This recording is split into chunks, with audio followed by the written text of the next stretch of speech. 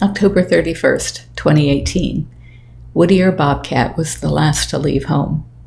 So many times these stories unfold to me, and I can't tell if I'm making them up or if the cats are sharing them with me. They just flow, so I'm going to write it like I hear it. His mom had done an excellent job of raising him in the Three Lakes Wildlife Management area south of Kissimmee St. and north of YeeHaw Junction in south central Florida. Unlike most wild bobcats, he was in excellent weight and condition.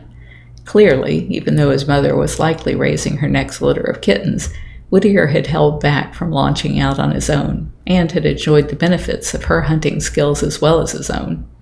Because her spring litter was now taxing her abilities to feed all of them, and it was time that Whittier find his own territory. There was another lake and good hunting ground just the other side of the 4-lane Turnpike. Whittier's mom had led him there before, but she had done it in the middle of the night when there were fewer cars on the road. Whittier's mistake was to try it at rush hour.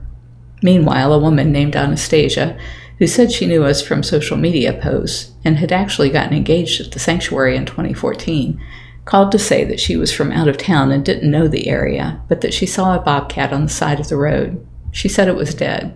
She said she saw spots, and that was how she was sure it was a bobcat. Florida bobcats don't look very spotted, except for their bellies, so I was doubtful that it really was one. There was no way I was going to get there before dark, and the Turnpike isn't lit, so I knew I'd never find a cat in those conditions.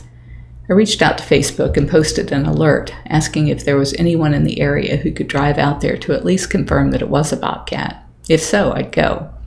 I sent an email to our bobcat rehab team at Big Cat Rescue, but accidentally sent it to the wrong email and it went nowhere. The email address was different, but I'd remembered it wrong in my panic about the bobcat.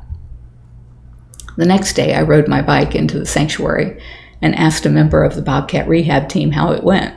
That's when I discovered my mistake. I loaded up the rescue truck and headed out across the state. Google Maps said it would be 2.5 hours to the mile marker Anastasia thought it was. What I did not calculate into driving time was the lack of exits. So when I entered the Turnpike, I turned south, which turned out to be wrong, and added 84 miles to my trip, just to get back to that exit. Then I went north, knowing that when I spotted whatever it was, I'd have to go up to the next exit to turn around, which would be many more miles. On high alert the whole way, I counted dead on the highways. A dog, a coyote, a turtle, a rabbit, a raccoon, 2 animals that I could not identify but weren't bobcats, and an alligator. Only in Florida. Hope against hope was that this would not be a bobcat. I can't explain why one animal is so much more important to me than another. It's not logical, but it is what it is. There was a center railing between the north and southbound traffic, so I had to ride in the fast lane and lean way up over the steering wheel to scan the far side of the southbound lane for a shape that didn't belong on the shoulder.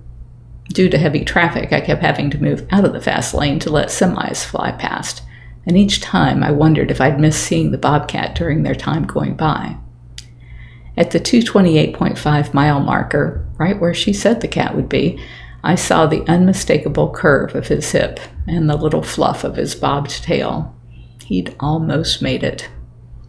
He'd bounded across 2 lanes of northbound traffic, through the median, and cleared the guardrail on the southbound side. Probably just that split second of visual impairment with the rail caused him to misjudge the velocity of his path and that of oncoming traffic. His face was pointed toward a new life on the other side, a place where he would reign supreme and would be the hottest guy in town with the female bobcats because he was so strong and handsome. He was so ready for this, and nature needed this infusion of strength and virility. My heart sank. I was pretty sure that if he'd been laying there this long, he wasn't going to be alive, but all I could do was hope. I had to go up to the next exit at the Canoe Creek station and turn around to get on the right side of the road. As I drove up to him, I saw the spotted belly fur that had signaled to Anastasia that this was a bobcat. Jumping out of the truck, I ran up to him. I could smell that he was dead before I could see that his head had been crushed beyond recognition in the impact. I had a moment with him, seeing his last few moments of life, feeling both his exhilaration and his hesitation in starting this new life without the ever-present mother who had raised him so well. I wrapped him in a sheet and put him in a carrier in the back of the truck so that the blood wouldn't seep into the carpets. He wouldn't be left to rot on the highway. He deserves so much better. I couldn't give him the life that should have been his, but I could give him some dignity in death. I couldn't do even that if not for all of you who support our cause and share our videos and our information. How many hundreds of people drove right past him, and yet the one who called was someone who had found us on social media.